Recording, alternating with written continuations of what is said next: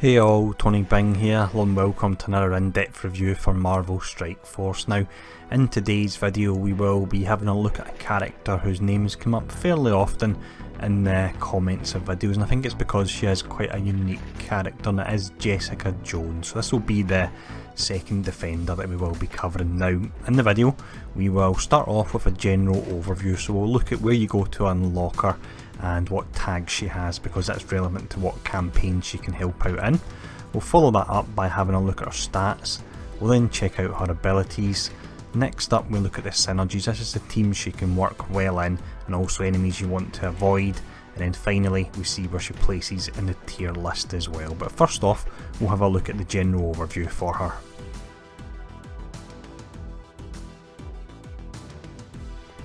When it comes to class type then for Jessica, she is a controller, which is a bit of a surprise. I thought she may just be an all-out brawler, but being a controller, what she can do is she can remove debuffs from allies and she can actually cleanse positive buffs from enemies as well. Now, when it comes to tags, the relevant ones here are Hero, City and Defender. So Hero, she helps out in that campaign of course. City, I do believe we will get some events in time that are based around that tag, and then Defender means she can work well with Luke Cage, Iron Fist and Daredevil as well. They do have a lot of synergies, but there are much better team setups out there, to be honest, so I wouldn't really shoehorn her into Defender's team just to have the synergies that they provide. Now, in regards to where you can farm her, it's Villains 2.9, which is relatively early on, and then Nexus 4.9, which is a little bit further on, but it's good that she has got two nodes that are available through the campaign. Now, with that general overview out of the way, what we'll do next is we'll have a quick look at her stats.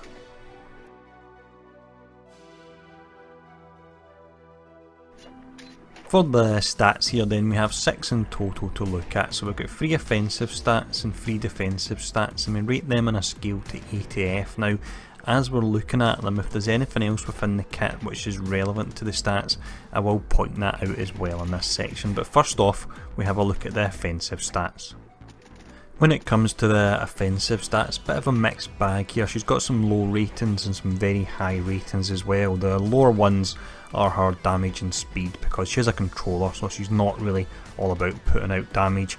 The high one, and it's one of the highest ratings in the game for this, is her focus, and this is actually relevant when it comes to cleansing the buffs of enemies, and I believe she's one of the few characters that's pretty successful at clearing the taunt off of Thanos. A lot of other characters struggle with that, and also focus is relevant when it comes to cleansing yourself and your allies if you have any debuffs as well. But what we'll check out next with the offensive stats covered is we'll have a look at the defensive stats.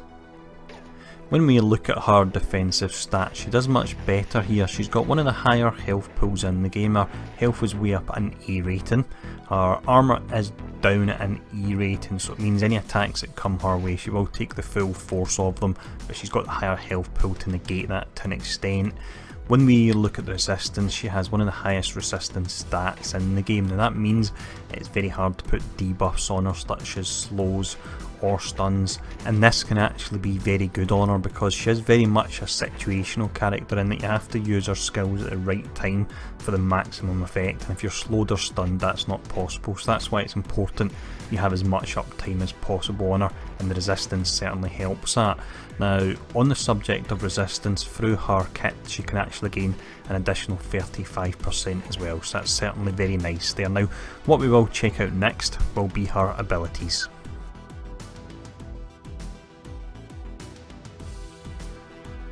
For the abilities here then, we have 4 in total we look at. We've got the basic, the special, the ultimate and also the passive as well. I'm going to show off each skill and bring up the tooltip. I'll let you see how the skill would actually look when it's maxed out, but what I will do is I'll tell you if it's a skill that's worth actually maxing out. Now, the first one we look at is a passive. This is called Denial. So at max level it's 20% extra resistance to city allies and also 15% extra resistance to all allies, and that includes Jessica Jones as well, so that means it can give her an additional 35% resistance on top of the huge amount she already has. Now, personally this one, the resistance is nice, but it's not as vital as some other skills, so I would say you can get away with leaving this at level 2. That will provide 10% extra resistance to city allies and also 10% extra resistance to all other allies as well there. For the basic, we have a pretty interesting skill here, and this is where we start to see the controller aspect of Jessica, in that she can feed energy to her team, and then later on when we look at the abilities we'll see where the cleanse can come in as well. But this skill here, it's called Jawbreaker. So with this, you attack the primary target for 220% damage, and you have a 50% chance of a bonus attack on primary target, and that can hit 1 to 2 times for a huge 170% damage. So if you were to hit the full 3 times, that'd be a whopping 560% damage there on her basic. Now on top of this, you have a 50% chance to grant 1 ability energy on each attack as well. So there's a low chance that would happen, but you could potentially see her getting up to 3 energy from using her basic, which is really pretty crazy. But next up, we'll check out her special skill. This next skill we'll look at here then is a great one if it is used correctly. Now this is called Shake It Off. It takes 4 turns to charge, and it does come fully charged. So with this, you clear all negative effects from self and all allies. So that can be really great if Quake has slowed you down, for example, or if Doctor Strange has flipped all the buffs on you. In one skill you can simply remove all them, which really would be a lifesaver.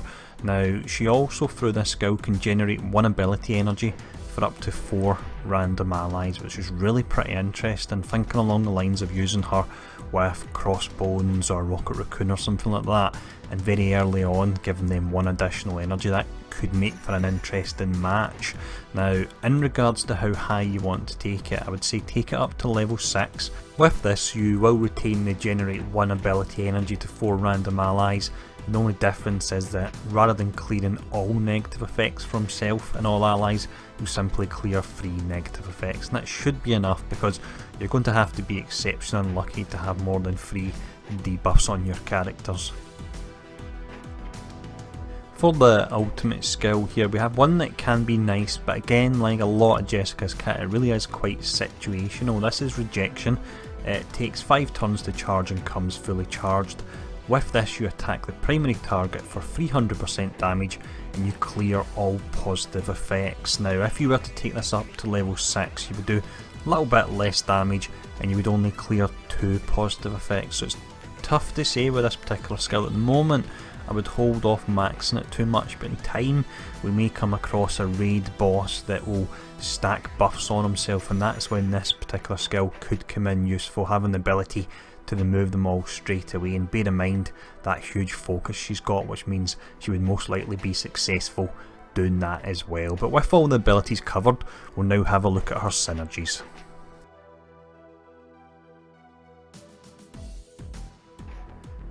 When it comes to characters that she could work well with, firstly you do have the defenders because there are synergies between the 4 of them, but as mentioned earlier on in the video, the characters aren't really strong enough separately that it is worth putting them together just to get the defenders synergies. I would build other teams first, like the Rangers team for example, but the 3 defenders of course would be Daredevil, Luke Cage and also Iron Fist. Now other characters that could work quite well with her are ones that would work off the energy feed that she provides, so that would be Crossbones, Quake, Thor and Rocket Raccoon. They're all characters that have very hard hitting ultimates, but it takes a bit of energy to actually get them started there. But what we'll check out next will be the characters you want to avoid when you're playing as her. When it comes to enemies you want to avoid, truth be told, this is a section that I struggled with a little bit, because although she's not a god tier hero at all, she's not got really any obvious weaknesses. The only one that I could really identify would be the fact that she is slow and very situational, so when you need to use her skills you normally need to use them straight away on that turn. So if she was slowed down by any of the slow casters within the game, then that would stop her from doing that, so you have to be wary of that. Now because this section is a bit shorter than normal, one thing I will cover, and there's quite a lot interesting here I think, is actual enemies that she could work very well against. So firstly you have Thanos. She's one of the few characters in the game that has a nice amount of success in removing his taunt, because he's got the huge resistance but she's also got the huge focus as well. Next up you would have Luke Cage and Nebula. Now the reason they're there is they're characters that will stack buffs, and with her skill, if we remember back to the ultimate, she can remove all buffs from enemies. And then finally we have Quake, Hawkeye and Doctor Strange. These are characters that can do debuffs on a wide scale, and then she would simply use her special Shake It Off, and presto, the debuffs are gone. So with all that covered now anyway, we'll see where she sits in the tier list.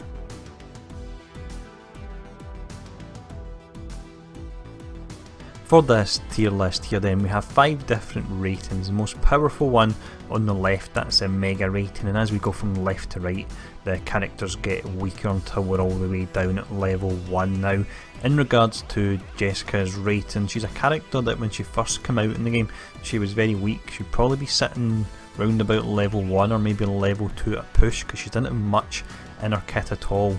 That was changed. It was either with patch 0.31 or with the launch patch. She got a heap added, she got all the cleanses, she got the energy gain as well, and it's really helped her out a lot. Regarding her rating, I would say that she probably sits middle of the pack now, so she would be level 3. The reason for that is she is incredibly situational, and this is probably the most important thing I can stress about her. In the right situations she can be incredible, but it's all about finding that right situation. If it doesn't come up, you're almost wasting a slot having her in your team. So you've got the positives, that she's great at removing the buffs and the debuffs, and she's got a very high chance of doing that due to her huge focus. And you've got the energy gains, which can really mix up matches as well, and having some hard hitting characters firing off their ultimates when you least expect it. The negatives are the slow attack speed or low damage, and again the fact that if she's not used in the right situation she's not offering much to the team. So she's someone that I think, depending on how the game goes and the stages that come out, there's potentially a point where she could be a character you're really going to need to farm. So personally I am taking her up to level 5, and I'm just going to leave her at that so she's relatively geared in case I do need her at short notice. But with that, that's another video done. I think that's around about 16 done now, so we're just bang on the halfway mark. We are getting there. So as always, thanks for tuning in for this video. Hope it's been interesting, and I'll see you all again soon.